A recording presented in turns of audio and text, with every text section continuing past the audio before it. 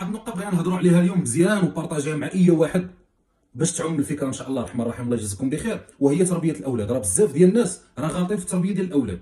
راه بزاف ديال الناس غالطين كيقولوا بلي راه الدري اولا الدريه بحال شي بروجي كتولدو غدا ولا بعد غدا يسير عليه. راه اللي خاصك تركز عليه الاخ الكريم او الاخت الكريمه راه هو تكون التربيه ديالو صالحه، يعني تربيه على الصلاه على الدين على كل شيء. راه بزاف ديال الناس غيقول لي لا وراه داك الشيء ديال الله، بصح دير اللي عليك والكمال على الله سبحانه وتعالى، وطلب ليه الهدايه من عند الله سبحانه وتعالى.